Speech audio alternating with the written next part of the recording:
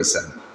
আসমানি কিতাব নবীদের কাছে পাঠানোর জন্য জিব্রাইলের দরকার আছে, আল্লাহ ধরে একখান কিতাব পাঠাই দিল হয়ে গেল। সারা দুনিয়ার মেঘ পরিচালনার জন্য শুধু কোন শব্দ ব্যবহার করলে হয়ে যায়, সেখানে আল্লাহ তাআলা মিকাইল আলাইহিস সালামের দায়িত্ব দিয়েছে, মন্ত্রী বানাই দিয়েছে। সারা জগতের সমস্ত প্রাণীকে ধ্বংস করতে জন্য আল্লাহ পাকের একটা শব্দ যথেষ্ট, কুন মাইয়িতান, সব মরে সাপ হয়ে যা, একটাও টেকবেন না, সব সাপ। কিন্তু সে কাজের দায়িত্ব দিয়েছে হযরত আজরাইল আলাইহিস সালামকে। এ দুনিয়া ধ্বংস করার জন্য আল্লাহ পাকের কোন শব্দ বললে যে কুন হালেকান, সব ধ্বংস হয়ে যা, তাতেই কিয়ামত হয়ে যেত। কিন্তু সেখানে আল্লাহ তাআলা হযরত ইসরাফিল আলাইহিস সালামকে দায়িত্ব দিয়ে রাখছে, তাই তো নাকি বলেন? একেই বলে লিকুল্লি ফন্নিন রিজাল, প্রত্যেক বিষয়ের আলাদা আলাদা মানুষ আছে। যুবকরা খুব খেয়াল করবা, শোনা, তোমরা বেশিরভাগই বসে বসে বাদাম খাও, আর ফাঁকে ফাঁকে আবার এই নিচে মোবাইল থুয়ে দিছো, তা একটু এক নজর মোতালা করো। এগুলো করতে হয় না। তুমি মনে করতেছো যে ওয়াজের দায়িত্ব হুজুরকে, হুজুরটা গলা বেছে খাই বেড়াবে, আমরা একটু শুনি, একটু আনন্দ পালাম, মজা পালাম না পালাম চলে গেলাম। আল্লাহ যদি তোমারে পছন্দ করে তাহলে ওই জায়গার থেকে কান ধরিয়ে নিয়ে স্টেজে বসাইয়া বক্তা বানাই দিতে পারে, পারে। এটা আল্লাহর কুদরত, বহুত জনরে বানাইছে। আর যদি এই জায়গা বসাই দেয় তো কিছু তো বলতেই হবে। আর সেই বলার জন্য এখন পড়িয়ে লিখে শেখার দিন নাই, প্রত্যেকের হাতে মাল চলে আসছে। এই যে এই মালে সবাই তাল নষ্ট করে ফেলাইছে। এ জাগে বাড়ি আছে, আর যার কাছে আছে তার লেখাপড়ায় বাস, নর্মাল বাস না, তাও আহিয়ালা বাস। শেষ, চরিত্র শেষ, সময় শেষ, লেখাপড়া শেষ, কর্মজগতে যাইয়া প্রমোশন শেষ, ওর পিছনে সময় দিতে দিতে প্রমোশন নেওয়ার যোগ্যতা হারাই ফেলে, সব শেষ। শোনা কথা মনে থাকে বেশি, পড়িয়ে 10 পৃষ্ঠা মুখস্থ করে তাই স্টেজে বলতে আসবেন, দেখবেন যে হয় না। আর কথা যদি শুনে মুখস্থ করেন, একটার সাথে আরো জোড়াতালি দিয়ে আরো অনেক পাওয়া যায়। এজন্য খুব খেয়াল করে শোনার জন্য বলতেছি। তো লিকুল্লি ফান্নিন রিজাল, প্রত্যেক বিষয় আল্লাহ তাআলা মানুষও সৃষ্টি করে রেখেছেন, কর্মীও সৃষ্টি করে রেখেছেন। সব মানুষ যদি সব কাজ জানতো তাহলে শৃঙ্খলা ঠিক থাকতো না। একজনে গরুর গাঁতে চামড়া চলবে, আর একজনে কিনে নেবে, আর একজনে নিয়ে ট্যানারিতে রিফাইন করবে, সেই রিফাইন করা চামড়া নিয়ে আর একজন জুতো বানাবে, আর সেই জুতো দেশের আর সবাই পায় দেবে, ব্যবহার করবে, ঠিক না? যদি আমাকে প্রত্যেকের দায়িত্ব দিত যে যার যার চামড়া স্যান্ডেল সেই বানায় পাই দেবা, তাহলে খড়ম পাই দিয়া ছাড়া উপায় ছিল না। প্রেসিডেন্টে যদি বলো তুমি বড় মানুষ, তোমার জন্য তুমি বানায় পাই দাও, তাহলে খালি পায়ে হেঁটে বেড়াতে, সে খড়মও বানাতে পারে না। সবার পোশাক যদি যার যার নিজের পোশাক নিজের বানায় ব্যবহার করতে হতো, তাহলে কয়জনে পারতাম? আল্লাহ তাআলা ভাগ করে দিয়েছে, এক দলে জুতো বানাবে, এক দলে জামা বানাবে, এক দলে কাপড় বানাবে, এক দলে ধান লাগাবে, এক দলে পাট লাগাবে, আর এক দলে পেঁয়াজের ক্ষেত করবে, আর এক গ্রুপ টমেটোর ক্ষেত করবে। এভাবে প্রত্যেকটা ভাগ করে দিয়েছে। সারা দুনিয়া মানুষের জরুরি বিষয়গুলো সব ভাগ করে দিয়েছে। আল্লামা ইকবাল রহমতুল্লাহ আলাইহি বলেন, তকসিম কিয়া হর চিজ কো কসামে আজল নে, तकसीम किया हर चीज को कस्साम अज़ल ने, जिस शख्स को जिस चीज के काबिल नजर आया, बुलबुल को दिया नाला परवाना को जलना, गम हमको दिया सबसे जो मुश्किल नजर आया। বন্টনকারী আল্লাহ তাআলা সব কাজ তার ইচ্ছা মতো বন্টন করে দিয়েছে। যাকে যেটা দিলে মানায় তারে সেই দায়িত্ব দিয়েছে। দেখেন কত বড় একটা গরু, সে ডাক দিলি পারা 10 হাত দূরত্ব শোনা যায় না। একটুকু একটা কুত্তো ডাক দিলি 3 মাইল দূরত্বে শোনা যায়। কুত্তরে বানাইছে আল্লাহ তাআলা আওয়াজ দেওয়ার জন্য, এই জন্য সে সরাসরি একটা সাইরেন, ওর আওয়াজ কত দূর যায়। আল্লাহু আকবার। যাকে যে কাজ দিয়ে আল্লাহ পছন্দ করেছেন, তো কারে কি দেশে কয় বুলবুল কো দিয়া নালা পরওয়ানা কো জলনা, বুলবুল পাখিরে দেশে তুমি কাঁদবা। কি কয়ে কাঁদে? ফুলের মধ্যে মুখ দিয়া বুলবুল পাখি কয় সদায়ে কুমরিয়া বাসাদ বকুকু বগোশে মন্দরায়া দাল্লাহু, चमन में चू चुकर कहते हैं बुलबुल কে ভুলু মে আল্লাহ মিয়া তু হি তু হায় তু হি তু তু হি তু হায় তু হি তু। ফুলের মধ্যে বুলবুল পাখি মুখ দিয়া কুহু কুহু করে ডাকে, আমরা বলি কুহু কুহু করে ডাকে, ও শুধু কুহু কুহু করে ডাকে না, ফুলের মধ্যে মুখ দিয়া আল্লাহর নিয়ামতের শুকর আদায় করে।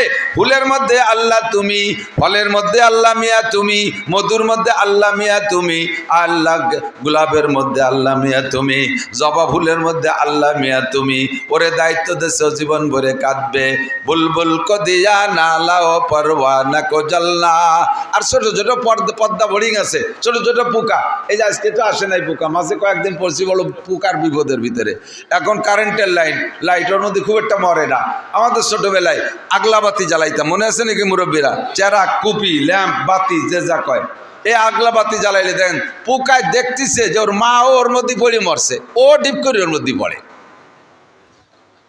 একের পর এক পড়ি এতগুলো পোকা নিচে জমা হয়ে গেছে, তাহলে বাকি কটা একটা বোধ বুদ্ধি থাকা দরকার না যে অধ্যার্য যাওয়া যাবে না। আগে মুরব্বীরা যারা গেছে মরছে, আমরা ইয়াংরা শরীর তাই, কিন্তু ওর মধ্যে পুড়িয়ে মরে, ওই পুড়িয়ে মরার মধ্যে ওর মজা আছে, তা নাহলে মরবে কেন? ওরে আল্লাহ তাআলা ওই দায়িত্ব দিছে। তো সবাই যে সব দায়িত্ব দেওয়ার পরে আমাদের জন্য কি রাখছে? গম হামকো দেয়া সবসে জো মুশকিল নজর আয়া। আমাদেরকে আল্লাহ তাআলা দিছে দুশ্চিন্তা, টেনশন খালি মানুষকে দিছে, আর কেউরে টেনশন দেয়নি। এক লাইন ধরে, আরে খেয়াল করেন, আমাদের বাচ্চা একটা জন্ম হইলে আমরা চিনতেই মরি, আল্লাহ কি রে খাবি নে, বেশি পয়দা দিলি শেষে যাবি নে কোন জায়গা, এই জন্য একটা অথবা দেড়টা অথবা দুটি ছেলে মেয়ে বেশি নেওয়া যাবে না। আমি ওটা 5 বিঘে জমি ভাগে পাইছি, এ যদি দর্জনানিক চাল মাই হয়, এ ভাগ করতে গেলে ওকে কি হবে নে, এই চিনতে বাপের মাথা আর চুল উঠে যায়। কতক্ষণ সারা জীবন ভরে এই চিন্তা। হযরত আলী রাদিয়াল্লাহু তাআলা আনহুকে একজন জিজ্ঞেস করেছে, হুজুর বিয়ে করি আমরা, যে বিয়ের বাস্তবতা কি, বিবাহের বাস্তবতা কি? তো হযরত আলী রাদিয়াল্লাহু তাআলা আনহু বলেন, বিবাহের বাস্তবতা 7টা। কয়টা? 7টা। 1 নম্বরে সুরুরু শাহরিন, মাসখানিকের খুশি, জীবন বরিয়া বিয়ে করব, এই বিয়ে কি জানু এই কি দিয়ে কি হচ্ছে, বিয়েটা করার পরে সত্যি কি দেখি না, তাই কি তাহলে মাসখানিক সে কি দেখি, এরপরে আর পরাণ বেরিয়ে যায়, ও খুশি শেষ। এরপরে 2 নম্বরে লুজুমু মাহারিন, গাড়ে 1 বোঝা টাকা এসে চেপে পড়া, দেনমোহর আছে না বিয়েতে, এদিকে দেয় না খালি লেয়, হ্যাঁ দেয়। আপনারা দেখছেন সবাই, পুরো পরিশোধ করছেন কয়জন? ভাগ করতে গেলে অর্ধেকের বেশি বার হয়ে যাবে পোকা। দেনমোহর খালি খাতায় লিখতে হয় না, পরিশোধ করতে হয়। দেনমোহর পরিশোধ করার যোগ্যতা না থাকলে বিয়ে করো না। হ্যাঁ, আয়োজক কাইলোক বাকি হলিও দিয়ে দিতে হবে, বউরে কয়ে নিতে হবে, দেখো আমি কিন্তু বাহি নগদ দিতে পারবো না, বাজারেতে মাল কেনছেন একটা কয়ে নিয়েছেন যে ভাই আজকে টাকা নেই, শুক্রবারে দেবো, বউরে শুক্রবারের ডেট দিয়ে তারপরে বাহি কিনা বেচাতে হবে। বিটিরা তো বলদ ছাড়ছে, নিজেকে দাম নিজেরাই কয়েছে। যদি বাসর রাত্রে কোনো মহিলা বেঁকে বসে, টাকা না দিলে আমার গায়ে হাত দিবা না, তাহলে দিতেই পারবেন না। টাকা না দিয়ে আমার গায়ে হাত দিতে পারবা না। আমার আব্বা 18 বছর আমার পাইলে বুঝে রাখছে, কোনো পুরুষ আমার দিক টাকাইতে পারে নাই, আর তুমি বিনি হয়েছে আমার গায়ে হাত দিবা, টাকা পেলাও আর না শরীর বড়।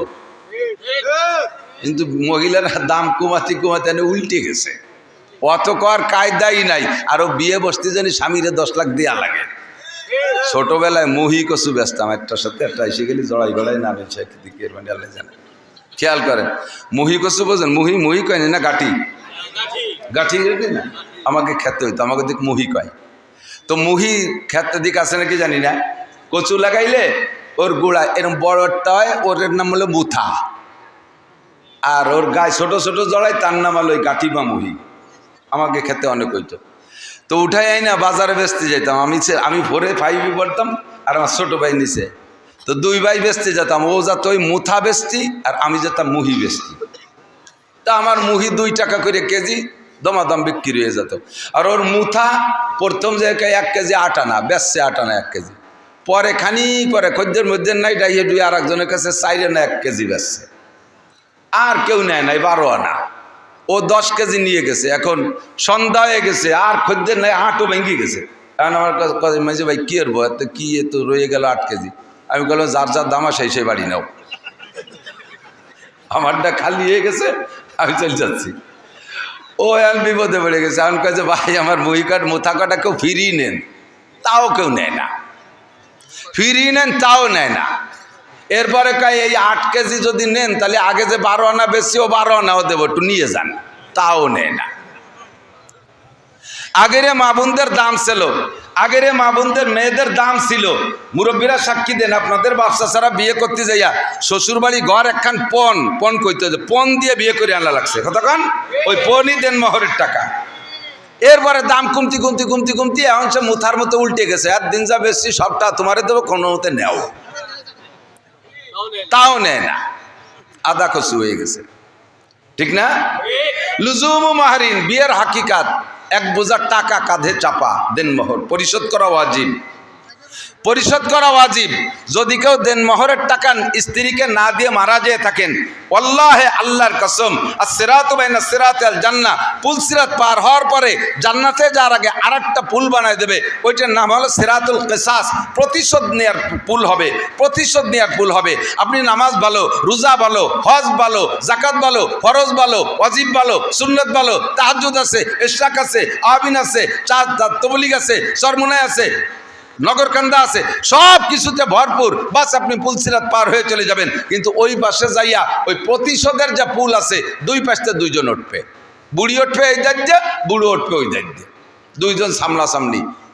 বুড়োরে বুড়ি যে ধরবে, বুড়ো নোটক বাটুস্কুপ দাঁড়াও, কুম্বেজিল্লা, কোনো কথা হবে না, তুমি আবার কেডা, ভাই এখন তো চিনবা না, দেনমোহরের টাকা কটা ফেলাও, দেনমোহরের টাকা দিয়ে জায়গা কি করবা, কয় আমি পায়খানায় ফেলা দেবো, তো টাকা ফেলা। বুড়ো 60 বছর আমার যেভাবে পারছো সেভাবে ব্যবহার করছো, তোমার 1 ডজন ছেলে মেয়ে আমি পেটে করে নিয়ে ঘুরে বেড়াইছি, 1 ডজন ছেলে মেয়েরে একটা বাচ্চারে পালতে আমার 60 মণ করে দুধ খাওয়াইছি আমার স্তনের থেকে, তোমার বাড়ির সব কাম কাজ করছি, জীবনে আমার একটা টাকা দাও নাই। আমি লাস্টে বললেন যে বুড়ো মরার আগে 2 কাঠা জমি দলিল দিয়ে যা, তাও তুমি গ্যা গ্যা করতে করতে মরিয়ে গেলে, আমার কিছু দিয়ে গেলে না। এরপরে বুড়ো কালে তুমি মরার পরে ছেলে মেয়েরা আমার বাড়িতে তাড়াই দিছে, মাইয়েকে বাড়ি যাই আমার জীবনযাপন করা লাগছে, শেষে মাইয়ে বাড়ি মরছি, টাকা ফেলা বুড়ো। আর আল্লাহ কবে যায় ফেরেশতারা ও জায়গা যানজট হয়ে গেল, কি ব্যাপার অনেক গেঞ্জাম ওঠে, কয় যে আল্লাহ এক বুড়োরে অ্যারেস্ট করছে, অ্যাটাক করছে। কি কয় যে দেনমোহরের টাকা চায়, দাও দিতি কয় বুড়োরে, কেউ টাকা নিয়ে যান নাই, যাবেনও না, দেওয়াই লাগবে। এখন কয় যে আল্লাহ টাকা তো নিয়ে আসিনি, কি করবো? ফেরেশতাকে আল্লাহ পাক বলবেন, বুড়োর আমল নামা থেকে প্রত্যেক 2 পয়সার বিনিময়, 100 পয়সায় 1 টাকা, প্রত্যেক 2 পয়সার বিনিময় 700 রাকাত নামাজ বুড়িরে দিয়ে দাও।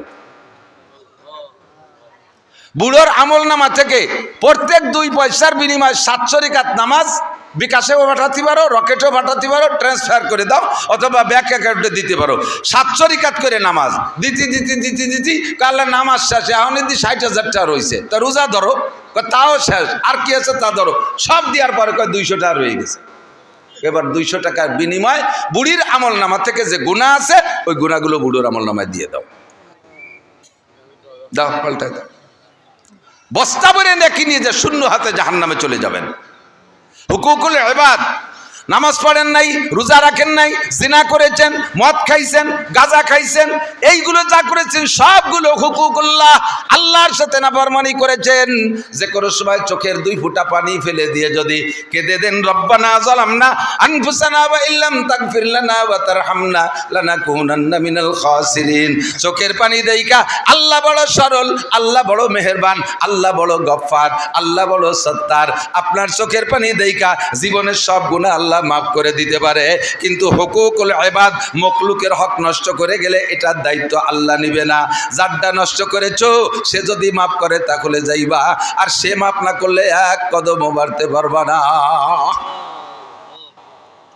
বিয়ের নুস উঠলি লাগছে বিয়ে, আরো টাকা পয়সা তো গুছাই নিয়ে নাই মেয়ারা, বিয়ে করতে হবে, তবে বিয়ের আগে প্রস্তুতি, দেনমোহর পরিশোধ। হযরত আলী বলেন বিয়ের হাকিকত 7টা। 1 নম্বরে মাসখানিকের খুশি, 2 নম্বরে লুজুমু মাহরিন, বস্তাখানিক টাকা কাঁধে চড়া দেনমোহর, এরপরে জীবন ভরে বউরে কামাই রোজগার করে খাওয়াতে হবে, সেটা হলো কুসুরু জাহরিন, মাজা ভাঙ্গা খাটনি, মাজা ভাঙ্গা খাটনি। আমি এক রাত ওয়াজ করলি যা টাকা পয়সা পাই তাতে 2-3 মাস খাইয়ে বাঁচতে পারি। এক রাত্রি টাকা 2-3 মাস খাইয়ে বাঁচতে পারি, কোনো অসুবিধা হয় না।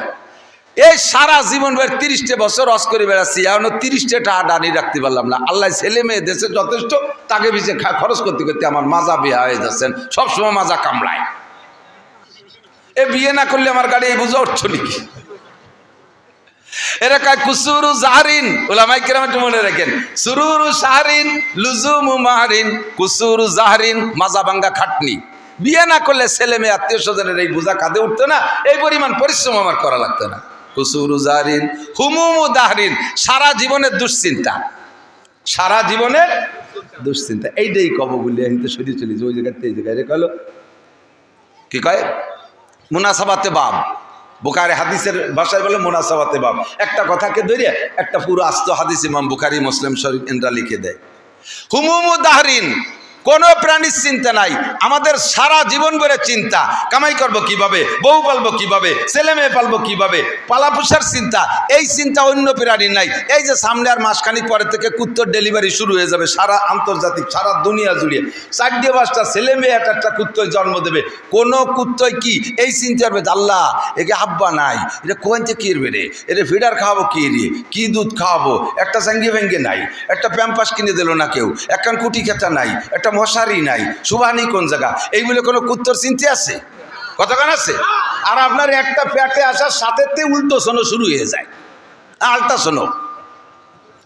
বাচ্চা আইস পেটে আসছে, কালকে থেকে মেশিন শুরু হয়ে গেছে, কম্পিউটার দিয়ে চেক আপ, একেবারে 9 মাস পর্যন্ত চেক আপ, এরপরে তার জন্য ঘুষাঘুষি কত কিছু। আল্লাহু আকবার। এই চিন্তা অন্য প্রাণীর নাই, গরুরও নাই, ছাগলেরও নাই, কুত্তরও নাই, কোন প্রাণীর এই চিন্তা নাই। এই হুমুম উদাহরণ দুশ্চিন্তা একমাত্র মানুষের। গম হামকো দিয়া সবসে যে মুশকিল নজর আয়া, অন্য কেউরে দুশ্চিন্তা দেই নেই, একমাত্র মানুষকে দুশ্চিন্তা। দেখেন যারা রাজা হবে বলে নাচিয়ে বেড়াচ্ছে, তাদের চাইতে আমরা ভোটাররাও চিন্তা কম হচ্ছি না। কতক্ষণ? কোন প্রাণী জগতের ভিতরে এই রাজনৈতিক দুশ্চিন্তা নাই, আমাকে মধ্যে আছে। একে বলে হুমুম দাহরিন, সারা জীবনের দুশ্চিন্তা। এই কথাটা কয়ে নেই একটু মনে রাখার জন্য। তাহলে বিয়ের হাকিকাত 4টে কইছি। 1 নম্বরে সুরুরু শাহরিন, 2 নম্বরে লুজুমু মাহরিন, 3 নম্বরে কুসুরু জাহরিন, সারা জীবনের মাজা ভাঙ্গা খাটনি, 4 নম্বরে হুমুমু দাহরিন, দুশ্চিন্তার বোঝায়, দুশ্চিন্তার বোঝা মাথায় ওঠে, 5 নম্বরে নুজুলু কবরিন, খাটতে খাটতে খাটতে খাটতে শেষ কবরে চলে যেতে হবে। 6 নম্বর আর 7 নম্বর দুকুলু জান্নাতি নাও নারিন, ওই ভালো চালাইতে পারলে বউ বাচ্চারে সুন্দর পরিচালনা করতে পারলে বেশতে, আর যদি উল্টো পাল্টা চালাও তাহলে দোজক। এই হলো বিয়ে, এছাড়া বিয়ে আর কি? কতক্ষণ? গম হামকো দিয়া সবসে যে মুশকিল নজর আয়া।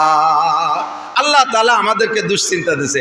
এবার দুশ্চিন্তার ভিতরে আমরা যে যে হালাতে আছি, আপনারা সাধারণ পাবলিক বিভিন্ন কাজে বন্টন আছেন। আমরা হুজুররা, আপনারা মনে করেন যে সব হুজুরের এক কাজ, তা না। হুজুরকে ভিতরে আল্লাহ তাআলা কাজ ভাগ করে দিয়েছে। একদল মসজিদের ইমামতি করে, আরেক দলে মুয়াজ্জিনি করে, আরেক দল হাদিস পড়ায়, আরেক দল মুহতামিমি করে, আরেক দল হেফজখানায় পড়ায়, আরেক দল কিরাতখানায় পড়ায়, আরেক দল পীর মুরিদি করে, আরেক দল ময়দানে জিহাদের কাজ করে, আরেক দল লেখালেখি করে। আর আমাদের মতো এক দলটা আল্লাহ তাআলা কইছে তোমরা ওয়াজ করে খাবা। আমাকে দেশে সবচাইতে কঠিন এই ওয়াজ করা। কিতাব লেখলাম, জায়গায় বসে বসে 10 খান দেখে দেখে দেখে দেখে মিল করে একটা লিখে দিলাম, কিন্তু সে জায়গা অভিযোগ করার কেউ নাই, সাফাই ছাড়িয়ে দিলাম, খালি খালো না খালি না খালো। কিন্তু এই জায়গা 12 তালের মানুষ আছে, আমলিগ, বিএনপি, জামাত, জাতীয় পার্টি, আটরশি, চন্দ্রপাড়া, মানিকগঞ্জ, সুরেশ্বর, বজেশ্বর, ইনায়তপুর, বাহাদুরপুর, শরীয়তপুর, মাদারীপুর, ফরিদপুর, যত পুর আছে সব পুরীর লোক আছে। তবলিগ, সরমনাই, এতাতি, ওয়াজাহাতি, হেজবুত তৌহিদ, কাদিয়ানি, ইয়ানি, শেয়ানি, বারোয়ানি, ছয়ানি, সব দলের মানুষ আছে। ছোট আছে, বুড়ো আছে, গুড়ু আছে, কান্দা পার্টি, হাসা পার্টি, দোয়াসলা পার্টি, সব দল পার্টিরে গুছাই গেছে বসাই রেখে 2 ঘন্টা ওয়াজ করা কঠিন ব্যাপার, খুব কঠিন ব্যাপার। এক দলের এক ফাইসে হয়ে গেলে আরেক দল কয় চল যাই, যে গোপালগঞ্জের হুজুর নিজে গিয়ে শুরু হচ্ছে, আবার তাই কয়। আবার যদি কইলে আমি বিএনপি বাপ, তাহলে আমলিগ করে যারা, তারা কয় চল যাই, হয়ে গেছে গোপালগঞ্জে হলে এবার নষ্ট হয়ে গেছে। এই সব মেনটেন করে কথা বলা বহুত বড় কঠিন। দিন রাত 24 ঘন্টা, সাথে মাদ্রাসায় পড়াইও, সাথে মোহতামিম, 2টে মাদ্রাসার মোহতামিম, 2টা দাওরা হাদিস মাদ্রাসা পরিচালনা করা লাগে। 2 মাদ্রাসায় আমার 56 জন শিক্ষক। সরকার 56টা টাকাও দেয় না, একখান হুটো টিনও দেয় না যে একটু সাবলা ঝুড়ো বানায়, তাহলে তাইও কিচ্ছু দেয় না, 1 মুঠ চাল দেয় না। এই 56 জন শিক্ষক আর 2 মাদ্রাসায় 400 ছেলে বোর্ডিংয়ে খায়। আমার আপনার বাড়ি 2 জন 4 জন সদস্য নিয়ে আমি আপনি এটা স্থায়ী আয়ের উৎস আছে, কামাই রোজগার করে তাই সেই 4-5 জন মানুষকে খাওয়াই ভরাইয়ে খুশি রাখতে পারেন না। ও দোস্ত, 400 মানুষকে খাওয়াইতে হবে, যার যে শুধু যদি ভাতও দেন, পাতলা একটু ডাইলও দেন, চিন্তা করেন কি পরিমাণ খরচ। বছরে 12 মাসের 9টা মাস বোর্ডিংয়ে খাবার দেওয়া লাগে, এই 56 জন শিক্ষকের বেতন দেওয়া লাগে, থাকার জায়গা দেওয়া লাগে। আমার এক মাদ্রাসায় বিদ্যুৎ বিল আসে 25,000 টাকা। এলো আমাদের ছোট মাদ্রাসা। চট্টগ্রাম নানুপুর মাদ্রাসায় গেছি, আল্লাহু আকবার, একদিনে চাউল রান্না হয় বোর্ডিংয়ে 82 মন। পুরোই মুস্কুন্নি ইউনিয়ন করে খাওয়ানো যায় না। এটা কোন ইউনিয়ন? আমি মুস্কুন্নি ইউনিয়ন করে দিছি। হামিদ্দি ইউনিয়ন, সারা ইউনিয়নের মানুষকে একদিন খাওয়ানো যায়। এই পরিমাণ চাউল এক মাদ্রাসায় একদিন রান্না হয়। নানুপুর, হাটাজারি এরকম হয়। খাওয়াই কে? একটু বলবেন না কে খাওয়ায়? যে আল্লাহর উপরে ভরসা করে আল্লাহই তার জন্য যথেষ্ট, ঠিক না? আল্লাহ যথেষ্ট। তাকদু খেমাসান তারুহু বেতানান।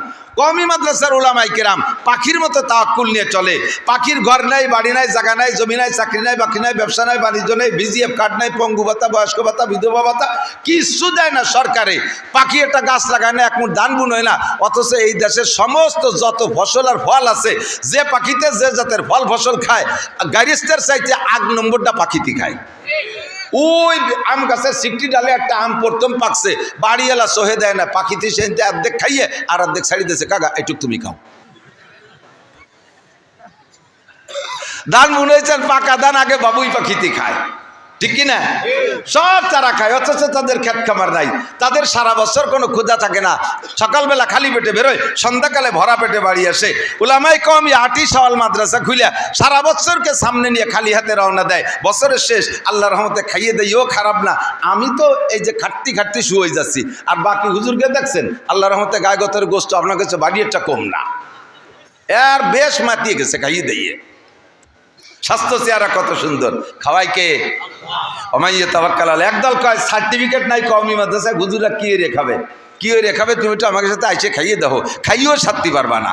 আমি তো মাঝে মাঝে কই, আল্লাহ না খাওয়া বিদ্যা পড়ি এত খাওয়া, না খাওয়া বিদ্যা পড়ি এত খাওয়া, খাবারের জ্বালায় আমি পাগল হয়ে যাই, পলায় থাকি যে খাবো না। রুজির মালিককে একটু এদিকে আসি দোস্ত, যারা দাঁড়িয়ে আছেন একটু বসার চেষ্টা করেন।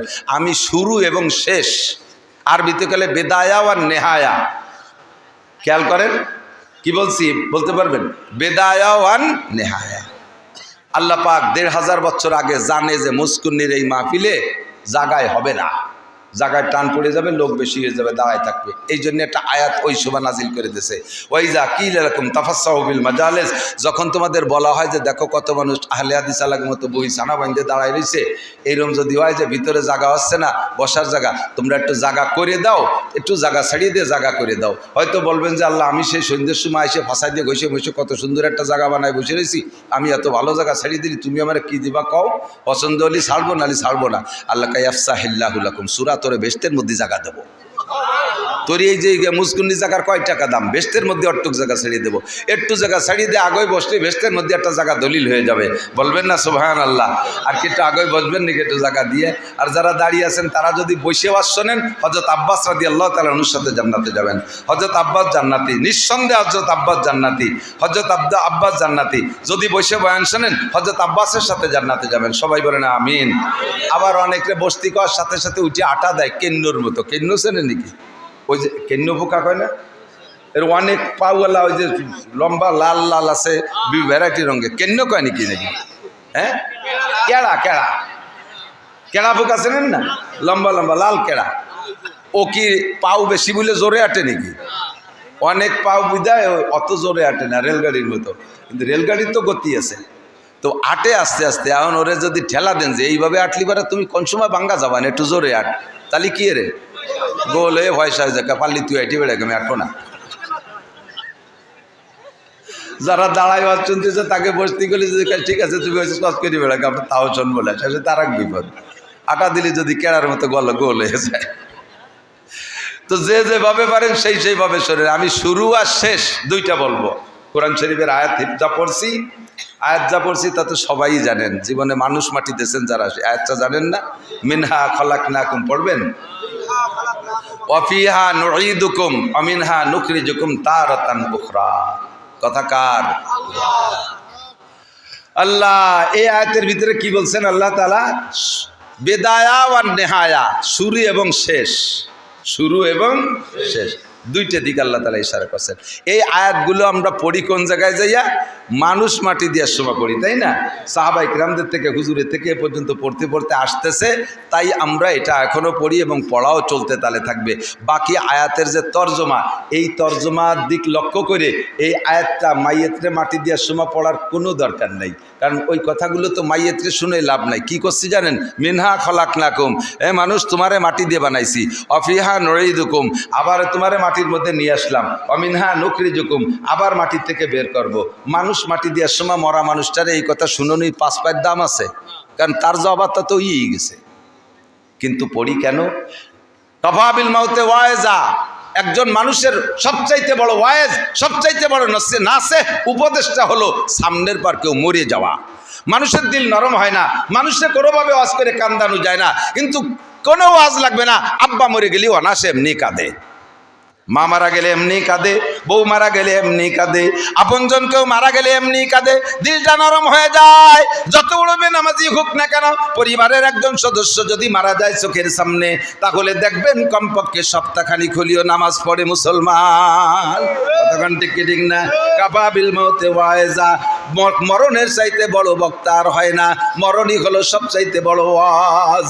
আল্লাহু আকবার। এই জন্যে মানুষকে দাফন করার সময় ওই আয়াতটা পড়ে নিজেকে নিজে ওয়াজ করি, হে আব্দুল্লাহ, হে আব্দুল খালেক, আব্দুল মালেক, হে মাওলানা নাসির, এই যে লোকটারে দাফন করতেছো তারও যে পদ্ধতি, তোমারও ভাগ্যে সেই পদ্ধতি, তোমারও জীবনে এরকমই হয়েছে, তার যেমন হয়েছে।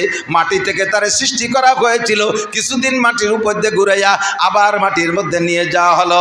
আমিনহা নুখরিজুকুম তারাতান উখরা, আবারও তাকে মাটি থেকে কিয়ামতের ময়দানে উঠানো হবে।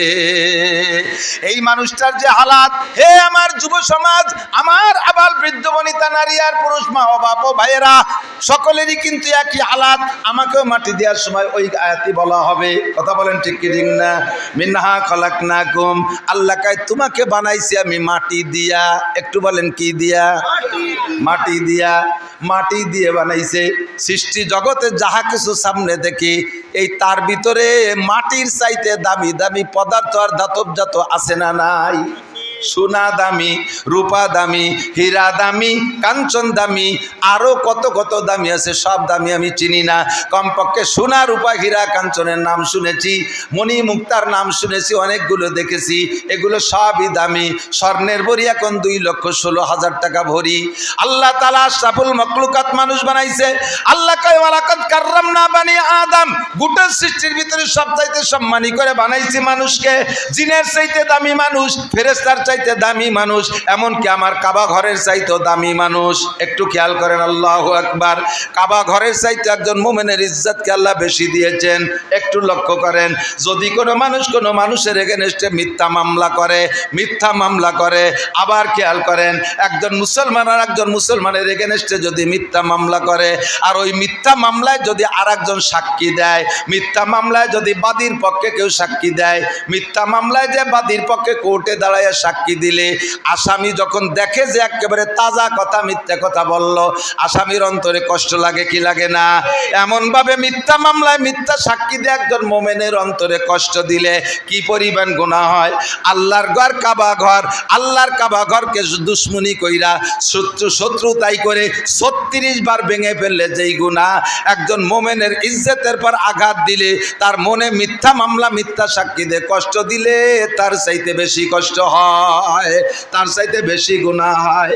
দোস্তরে, এদিক তাকাইলে দেখা যায় কাবা ঘরের চাইতে মোমেনের ইজ্জত সম্মান আল্লাহ বেশি দিয়েছেন। কিন্তু এই সম্মানী মানুষে বানাইছে সোনা দিয়ে না, রূপা দিয়ে না, মণি মুক্তা দিয়ে না, হীরা কাঞ্চন দিয়ে না, মানুষে বানাইছে কি দিয়া? মিনহা খলাকনাকুম, আমি আল্লাহ তোমাদেরকে মাটি থেকে বানাইছি। ডাইরেক্ট মাটি দিয়ে বানাইলে এক কথা ছিল, ডাইরেক্ট মাটি দিয়ে বানায় নাই, মাটির ভিতরে থেকে নির্যাস বের করেছে। মিমবাইনিস সুলবি আত-তারাইব, আব্বার পিঠের দুই সানার মাঝখানে ছোট্ট একটা টুপলা আছে। খাদ্য খুরাক আব্বায় যা খায় সব খাদ্যকে নির্যাস বানাইয়া বিভিন্ন সাইডে পাঠাইয়া দেয়। খানিকরে রক্ত বানাইয়া দেয়, কিছুরে ক্যালসিয়াম বানাইয়া দেয়, কিছুরে বিভিন্ন কিছুতে পাক কইরা কিছু অংশ আবার নির্যাস বের করে দেয়। একেবারে তার ভিতরে মূল ম্যাটেরিয়াস মনি বা বীর্য একটা অংশ আল্লাহ বের করে ওখানে রাখে। যেই বীর্যটা এত নাপাক, এত নাপাক 5 কেজি পায়খানা করলেও তার গোসল ফরজ হয় না, শুধু অজু ফরজ হয়। আর সামান্য 1 ফোঁটা বীর্য হয়ে গেলে সারাটা শরীর নাপাক হয়ে যায়, গোসল ফরজ হয়। বানাইছি 1 নম্বরে মাটি দিয়া, 2 নম্বরে ডাইরেক্ট মাটি দিয়া না, মাটির ভিতরে নির্যাস বের করে বীর্য তৈরি করেছি। যেই বীর্য এত নাপাক যা তোমার আব্বার শরীরে থেকে বের হইলে আব্বার গোসল ফরজ হয়ে গেছে। এত নিচু মানের জিনিস দিয়ে বানাইছি। কেন বানাইছি একটু পরে বলবো। এবার তাই দিয়ে বানাইলাম কোন জায়গা? তোমার মায়ের রেহেমের ভিতরে, পেটের ভিতরে রেখে তোমারে তৈরি করেছি। সে জায়গা তোমারে খাওয়াইছি কি তা কি তোমার মনে আছে? তোমার মায়ের প্রত্যেক মাসের মাসিকের রক্তকে আমি বন্ধ করে দিয়ে ওই পচা রক্ত, নাপাক রক্ত, হারাম রক্ত খাওয়াইয়া তোমারে বানাইছি। কেন এত এত নিচু মানের জিনিস দিয়ে বানাইলাম? যাতে করে তোমার মধ্যে কোনো অহংকার না আসে। নিজের দিকে তাকাও। আল্লাহ বলেন হাল আতা লিল ইনসানি হিনুম মিনাদ দাহরি লাম ইয়াকুন শাইআম মাযকুরা। হে মানুষ, তুমি কি একবার ভেবে দেখো নাই একটা সময় দুনিয়ায় তুমি উল্লেখযোগ্য কিছুই ছিলে না, তোমার নামও ছিল না, গন্ধ ছিল না। আল্লাহ পাক তোমাকে এইভাবে কৌশল কইরা এত সুন্দর করে তোমারে বানাইছে। কিন্তু বানাইলেন কিভাবে? বীর্য দিয়ে, পচা রক্ত দিয়ে তোমাকে বড় করেছেন, সৃষ্টি করেছেন। আর তার গুঁড়া হলো মাটি। কেন মাটি দিয়ে বানাইলেন? আল্লাহ কায় মাটির মধ্যে 2টা গুণ আমার বড় পছন্দ হয়। এই 2টা গুণ আমার খুব পছন্দের, যাতে ওই 2টা গুণ মানুষের মধ্যে থাকে। আর ওই 2টা গুণের কারণে মানুষ ফেরেশতা আর চাইতে দামি হয়ে যেতে পারে। 2টা গুণ মাটির মধ্যে কি যুবক শোনো? 2টা গুণের একটা গুণ হলো মাটির মধ্যে ধৈর্য। কথা বলেন? মাটির মধ্যে ধৈর্য, মাটির ভিতরে সহনশীলতা, মাটির মধ্যে নম্রতা, মাটির মধ্যে ভদ্রতা, মাটির মধ্যে বিরক্তি নাই, মাটির মধ্যে অহংকারিত্ব নাই। জীবন ভরে মাটির উপর দিয়ে হাঁটি, কোনোদিন মাটি কইল না মিয়া আর আমার উপর দিয়ে হাঁটতে পারবা না, আমার উপর দিয়ে হাঁটতে পারবা না। এইগুলো মাটিতে কোনোদিন বিরক্ত বোধ করে নাই। এক জায়গা 30 বছর পর্যন্ত ড্রেজার দেবা কোদাল দিয়ে খনন করে পুকুর বানাইয়া পানি ব্যবহার করেছেন, মাস্টার ছাড়িয়ে খাইছেন। 30 বছর পরে আবার ড্রেজার ওইটাকে বন্ধ করে দিয়ে, ওইটারে বন্ধ করে দিয়ে তার উপরে 30 তলা দালান জুড়ে দিয়েছেন।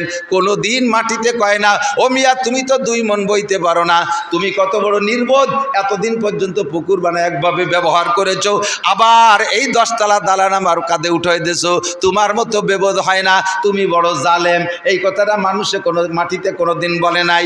মাটিরে হাল চাষ করে চৌচির করে ফেড়ে ফেলি, কোনোদিন মাটিতে বিরক্ত বোধ করে না। এইটা হলো মাটির ধৈর্যশীলতা, সহনশীলতা। 2 নম্বরে মাটির মধ্যে আর একটা গুণ হলো মাটি আমানতদার। কতক্ষণ?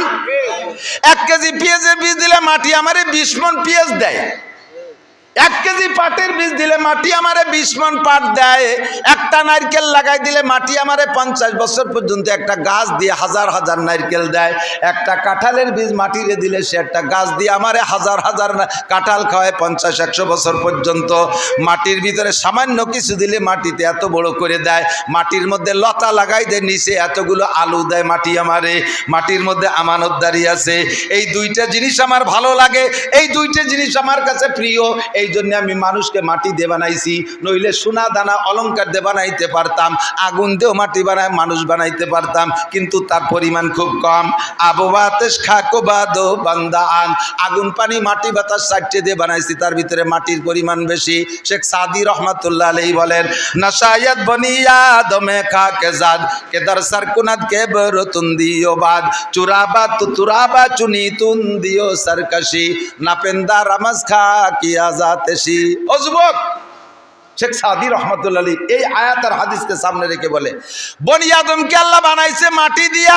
এই মাটির বানানো মানুষের উচিত না ভিতরে অহংকার রাখা, তাকাব্বুরি রাখা, ফকর রাখা, হিংসা রাখা মানুষের উচিত না। কিন্তু দুনিয়ার মানুষ, যুবক, তোমার চাল চলন উঠা বসা দেখে আমার তো মনে হয় না যে তুমি মাটির বানানো মানুষ। তোমার চাল চলন উঠা বসা দেখে আমার মনে হয় তুমি আগুনের বানানো শয়তানের বাচ্চা, শয়তান। কথা কন? যুবক যেভাবে কথাবার্তা বলে, যেভাবে চাল চলন, দমক দিলি কয় জ্ঞান দিয়া লাগবে না, অত জ্ঞান দিয়া লাগবে না। আপনারা এই আগের এই মানুষ, সমকালীন অবস্থা, এই প্রেক্ষাপট আপনারা বোঝেন না। শাসন